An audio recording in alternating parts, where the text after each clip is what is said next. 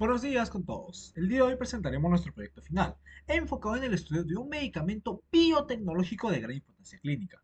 En esta ocasión analizaremos Pulmozyme, también conocido como Ornasa alfa, un fármaco utilizado en el manejo de la fibrosis quística y que representa un ejemplo destacado dentro de las macromoléculas terapéuticas. A lo largo de la exposición iremos explicando sus características principales, su relevancia clínica y su funcionamiento. Como pueden ver en el índice, nuestra presentación está organizada en 6 partes. Primero veremos una introducción junto con el tipo de medicamento y su familia farmacológica. Luego explicaremos el principio activo, las indicaciones y el público consumidor. En la tercera parte abordaremos su síntesis, y posteriormente veremos la farmacocinética y la farmacodinamia. También incluiremos las implicancias éticas y la comparación de riesgos, para finalmente presentar algunas alternativas y conclusiones sobre el uso del Pulmozyme. Pulmozyme es un medicamento fundamental en el tratamiento de la fibrosis quística, una enfermedad que produce un moco muy espeso y este bloquea las vías respiratorias. Este fármaco contiene la ornasa alfa, una enzima recombinante que degrada el ADN presente en el moco pulmonar. Al romper estas cadenas de ADN, el moco se vuelve menos denso y mucho más fácil de eliminar, lo que mejora la respiración y reduce el riesgo de infecciones. Pulmozyme se utiliza clínicamente desde 1993 y es considerada una innovación biotecnológica que cambió por completo el abordaje de esta enfermedad. En cuanto a los conceptos básicos, primero debemos entender el tipo de medicamento que estamos analizando. Pulmozyme es un medicamento biológico producido mediante tecnología de ADN recombinante en células de mamífero. Su principio activo, la ornasa alfa, pertenece a la familia de las desoxirribonucleasas, conocido como DNAsas, enzimas capaces de degradar el ADN básicamente. En cuanto a su relevancia clínica, este medicamento reduce significativamente la viscosidad del moco, facilita su expulsión y mejora la funcionalidad pulmonar. Además, disminuye las exacerbaciones respiratorias y reduce infecciones frecuentes en pacientes con fibrosis quística. Por todas estas razones es considerado un tratamiento fundamental, especialmente en pacientes con afectación pulmonar moderada a severa. Muy bien, ahora vamos a empezar con el principio activo.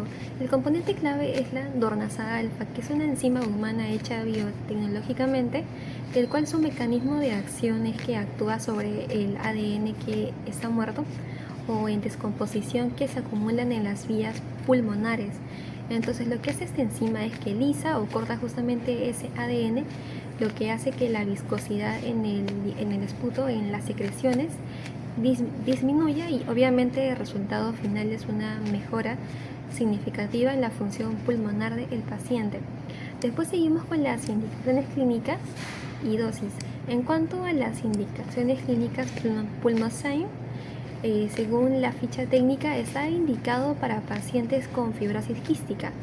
Y un dato es que para pacientes con una capacidad vital forzada superior al 40%, el uso diario ha demostrado bajar el riesgo a infecciones graves que capaz necesiten antibióticos parentales, lo cual es muy bueno. Ahora seguimos eh, con la aplicación, y es que este medicamento se aplica mediante un nebulizador. Vamos a definir el público consumidor. Entonces, este medicamento es exclusivo para personas que están diagnosticadas con fibrosis quística y abarca todas las etapas de la vida. Por ejemplo, en una población joven de alrededor de 5 a 17 años, el uso está científicamente comprobado de que es efectivo. Y en bebés también, sin embargo, esto es a partir del tercer mes de nacido. En la población adulta y adulto mayor no hay un límite como tal. Sin embargo, no hay suficientes estudios para personas mayores a 65 años.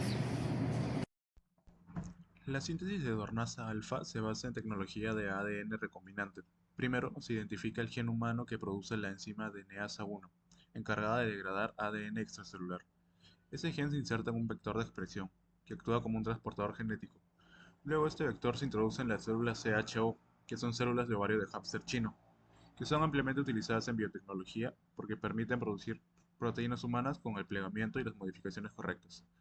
Una vez que la célula CHO ha incorporado el gen, se seleccionan las líneas celulares más eficientes y se cultivan bioreactores, donde reciben los nutrientes y condiciones necesarias para crecer y expresar la proteína recombinante. Durante el cultivo, las células secretan la dornasa alfa al medio, desde donde se recupera mediante filtración. Posteriormente, la proteína pasa por varias etapas de purificación, principalmente cromatografía y ultrafiltración, que eliminan impurezas, restos celulares y cualquier proteína no deseada. Estas etapas garantizan que la dornasa alfa sea estable, funcional y segura para el uso clínico. Finalmente, una vez obtenida la enzima purificada, se prepara en una solución estéril con sales que mantienen su estabilidad, y así se obtiene el producto final listo para ser envasado. Hablaré sobre la farmacocinética de la tornasa alfa. Primero, la absorción es mínima. Se inhala para un efecto local en las vías respiratorias y su paso a la circulación es muy limitado. La absorción sistemática es tan baja que los niveles de DNAsa en el suero se mantienen dentro del rango endógeno normal, alrededor de 3,5 nanogramos por mililitro. En cuanto a la distribución, el fármaco actúa localmente en el pulmón, hidrolizando el ADN en el esputo. Alcanza altas concentraciones en el esputo a los 15 minutos de alrededor de 3,5 microgramos por mililitro, confirmando su acción local y sin acumulación sistemática significativa. Al ser una proteína recombinante, la biotransformación se da por las proteasas que están presentes de forma natural en los fluidos biológicos del cuerpo. Finalmente, su eliminación sistemática es rápida, con una vida media en suero de 3 a 4 horas, un dato obtenido a partir de estudios intravenosos. Sin embargo, su acción cesa principalmente por la degradación local de la proteína en el esputo pulmonar. Veamos ahora la farmacodinamia, que explica cómo actúa el fármaco y sus efectos clínicos. El mecanismo de acción se centra en la patología de la fibrosis quística. La inflamación hace que los neutrófilos liberen una gran cantidad de ADN extracelular, volviendo el esputo extremadamente viscoso y obstruyendo gravemente las vías aéreas. La dornasa alfa es una enzima que cataliza la hidrólisis de este ADN, rompiendo sus largas cadenas en fragmentos pequeños. Esta depolimerización reduce drásticamente la viscosidad del moco, lo que facilita enormemente el aclaramiento mucociliar. El resultado directo es la desobstrucción bronquial. El efecto terapéutico principal es mejorar la función pulmonar. Esto se traduce en un aumento del FEP1 y la CVF. Es fundamental porque reduce significativamente las exacerbaciones graves y minimiza la necesidad de hospitalización o antibióticos intravenosos. Es un beneficio para todos los pacientes con fibrosis quística, siendo una piedra angular del manejo respiratorio es reducir la viscosidad del moco y preservar la ventilación. Buen día, mi nombre es Marfelinda y voy a presentar las implicancias éticas y riesgos de Pulmozyme. Como primera implicancia tenemos la equidad en el acceso, porque cuesta aproximadamente $30.000 anuales y requiere refrigeración. Esto limita inevitablemente el acceso en países en desarrollo y es posible plantearnos la siguiente pregunta, de si es ético que la supervivencia dependa del nivel económico. Entonces, los sistemas de salud deberían garantizar la cobertura universal. Como segunda implicancia tenemos a las poblaciones vulnerables, que en menores de 5 años no hay datos limitados y en embarazos no hay estudios definitivos. El dilema es necesariamente balancear necesidades terapéuticas con incertidumbre científica y se requiere consentimiento informado transparente.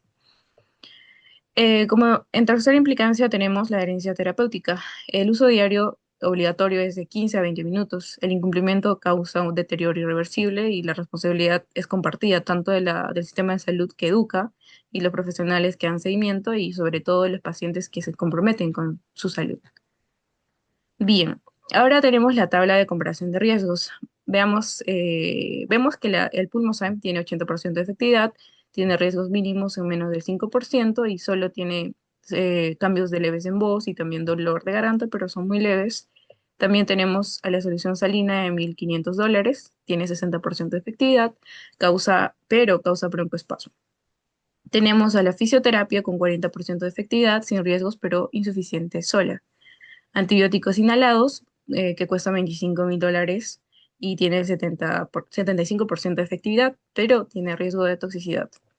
También tenemos a los moduladores FTR, que tienen el 95% de efectividad, pero cuestan mucho más, puesto que cuestan $300.000 anuales. Entonces, el Pulmozyme reduce infecciones del 30%, mejora función pulmonar, tiene riesgos mínimos y los beneficios superan ampliamente los riesgos.